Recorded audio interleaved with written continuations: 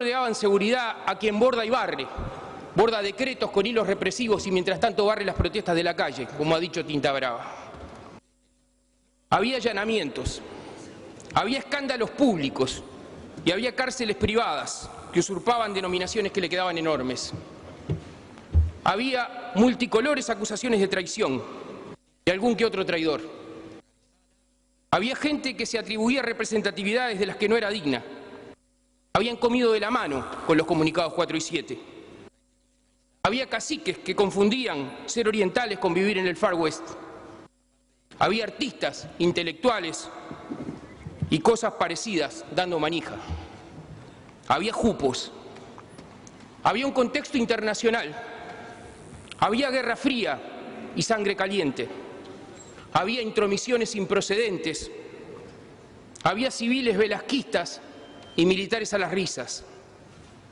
Había miles de kilómetros entre Montevideo y Lima. Había dicho el Che Guevara que había cosas que no había que hacer en este país.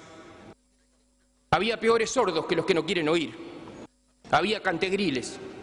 Había responsables. Y en medio del crepúsculo, más allá de la mirada inocente con la que los orientales contempláramos los sucesos, más allá de que en el imaginario colectivo había una apuesta íntima en cada uno de nosotros, en el fondo de nuestra alma, a que en este país nadie podría finalmente animarse a tentar y menos aún derrocar nuestra formalidad institucional tan bastardeada, más allá de la incredulidad con la que amanecimos aquel 27 de junio hace 40 años ante el atropello perpetrado por las bestias desbocadas, más allá de todo esto, la verdad es que ya hacía buen rato que los orientales, mayoritariamente, inmersos en el clima de violencia cotidiana al que nos veníamos acostumbrando, en bastantes circunstancias sintiéndonos obligados a tomar partido por la apuesta marketinera de aquellos, unos y otros, que sintiéndose depositarios de la verdad absoluta o del mandato de la historia, apelaron al pensamiento mágico y asumieron derroteros sangrientos con la promesa fácil de resoluciones instantáneas, unos y otros, mesiánicos, todos ellos, atacando desde varios frentes nuestra maltratada democracia, tironeando aquella res que al final cayera de un marronazo en plena frente, en plena estupidez sentimental, como cantara Alfredo, extrapolando resoluciones inventadas, importadas de textos de divulgación, confeccionados para encandilar incautos, particularmente a nuestros jóvenes. Ante tanta decadencia cívica, la verdad es que ya hacía buen rato que eran unos cuantos los orientales que estaban faltando a la cita. Mientras para algunos el dilema real de nuestro país era oligarquía o pueblo, y consideraban un paso adelante los comunicados amargos de los militares insurrectos, Amílcar Vasconcellos había advertido con preclara mirada: el dilema para nosotros es muy claro, o defendemos las instituciones contra quien sea, subversión venga de donde venga y cualquiera sea el pretexto que adopte y el nombre o condición del subversor, o dejamos los gobernantes electos por el pueblo de cumplir nuestra obligación y entregamos al país al caos, a la dictadura que siempre lleva consigo todas las corrupciones, todas las arbitrariedades. Wilson, poco tiempo antes, hacía un mea culpa que lo enaltece. Nos equivocamos. Les dimos facultades que no usaron para aquello que pidieran. Quizás en alguna oportunidad hayamos olvidado, decía Wilson, que para imponer la libertad, el arma más poderosa que el hombre ha inventado es la libertad. El contraalmirante Juan José Zorrilla representó apenas un parpadeo luminoso ante el tropel de las sombras.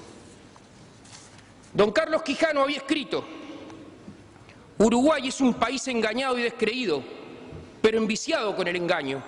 Necesita de él porque se ha acostumbrado a temerle la verdad y porque intuye que la verdad es muy dura. Y agregaba: se encuentran esos dubitativos, entre esos dubitativos los que creen que el poder militar puede hacer o impulsar la revolución que el país necesita. El fin se consuelan, justifica los medios. Guillermo Chiflet, por su parte, advertía por aquel entonces que la revolución auténtica nunca puede estar jamás al margen de la democracia. Y el coronel Pedro Aguerre, ya preso, pronosticaba certeramente en relación a los pronunciamientos de febrero de los sediciosos con uniforme: esto es un golpe de Estado De a poco van a ir cerrando la prensa contraria, la prensa neutral y después toda la prensa, las organizaciones contrarias, los estudiantes y todas las organizaciones. Al final se va a hacer solo lo que digan ellos. Esto es un golpe de Estado, decía Aguerre. Y fue un golpe de Estado nomás. Y se terminó la libertad de prensa nomás. Y se terminaron las otras libertades, las de la democracia formal y burguesa que muchos despreciaban. Y persiguieron a las organizaciones políticas y sociales. Aquella noche trágica, Wilson, en un memorable discurso, arrojó su declaración de guerra al rostro de los autores del atentado. El 27 de junio de 1973, hoy hace 40 años, las Fuerzas Armadas establecían que quedan prohibidas todas las manifestaciones, así como las críticas, ya sean de orden personal, gremial o por medio de la prensa. Hubo intentos heroicos de resistencia, desde el acto de coraje del capitán de navío Oscar Lebel hasta la huelga general de los trabajadores y de los estudiantes, que luego de tantos errores compartidos y de tantas negociaciones absurdas y faltas de brújula, ayudaban al menos a salvar la honra. Y luego la calle fue quedando desierta. Todo fue descubierto con un manto de silencio ensordecedor que podía oírse en cada rincón, detrás de cada árbol, en cada esquina aparentemente vacía. Solo aquella marchita detestable llamada 25 de agosto que aprendimos a odiar y a temer, porque sus ecos siempre venían acompañados de expresiones que nos colocaban al borde de la emesis. Solo aquella marchita detestable como telón de fondo de la barbarie. Las luces se fueron apagando una a una y aprendimos también que para Juan María Bordaberry la democracia era la pluriporquería. No podíamos entender cómo nos habían robado la presencia, el canto, cada bullicio, las flores, los partidos políticos, cada grito rebelde, los gremios, cada garganta estallando en el asfalto. No podíamos entender cómo nos habían robado cada debate en el Parlamento, cada elección, cada encuentro en la fábrica o en el liceo, cada centímetro, cada baldosa. Todo lo que siempre había estado allí y creíamos que era nuestro, aunque hubiéramos manifestado cierto desapego. No podíamos entenderlo, pero debíamos, porque de alguna manera éramos corresponsables. No lo habíamos sabido cuidar. Los orientales, mayoritariamente por acción o por omisión, habíamos contribuido a construir el relato de la decadencia y no conformes lo seguimos transformando en una epopeya con figuras de héroes. No debimos habernos sorprendido. Desde ese entonces, la calle, cada vez más, se ha ido poblando tras la niebla de aquel día inacabable. Ojalá el último día inacabable de nuestra historia. Cada vez más desde entonces se fueron disipando las sombras y volvimos a reconocer la alegría en los rostros de nuestra gente. Y se empezaron a llenar nuestras mañanas de bandoneones tristes y alegres, de mates amargos y dulces y de esperanzas que nunca debieron robarnos. La esperanza de que no haya sido en vano. La esperanza de que seamos dignos hacedores de la reconstrucción permanente de la democracia. Podremos gritar una y mil veces nunca más dictadura, nunca más uruguayo contra uruguayo, nunca más terrorismo de Estado o del que sea. Pero se necesita un cambio cultural, un cambio en la cabeza, particularmente en el sistema político, que advierta que necesitamos del aporte del otro. Mientras el otro sea un obstáculo o un estorbo, no habremos aprendido nada. Cualquier consigna será en vano si no somos protagonistas dignos de esta construcción colectiva que es la patria.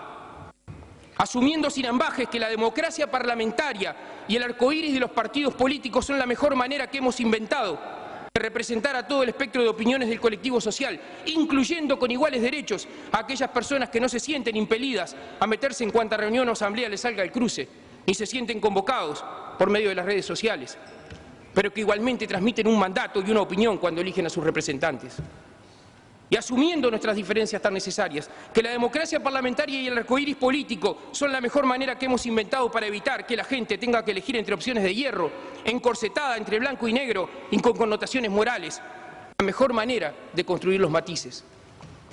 Cualquier consigna será en vano si continuamos anhelando la victoria final, en lugar de apostar a construir paso a paso la épica de lo posible, aprendiendo a detectar los nuevos signos de la heroicidad, la capacidad de dialogar, de encontrarnos, de negociar, de construir acuerdos, sin nunca más dejarnos seducir por los censores éticos que todavía pululan, por los aspirantes a profeta, políticos frustrados, disfrazados de intelectuales, que nos hablan desde la atalaya de la arrogancia moral, que hacen un discurso facilongo que solo sirve para imprimir pósters a demanda o adornar las comunicaciones en las redes sociales. Si somos dignos hacedores de la reconstrucción permanente de la patria, tal vez podamos ser dignos herederos de la voz y de la presencia intangible en esta casa de aquellos que hoy y siempre nos harán falta. Para que Wilson nos siga deslumbrando con su presencia majestuosa, para que Amílcar nos inunde con un shock de dignidad, para que Juan Pablo siga cabalgando como un ucrónico caballero de este siglo, para que Selmar agite nervioso su melena como un sol en este ámbito, para que otra vez podamos sentir que el Toba nos preside en esta Cámara, para que Maneco le ponga más y más poesía a esta historia, para que Quijano nos recuerde que navegar es necesario, o para que Seregni, desde la inmortalidad, nos repita y nos convoque por enésima vez a ser pacíficos y pacificadores y a ser consecuentes por nuestros compromisos. Gracias, presidente.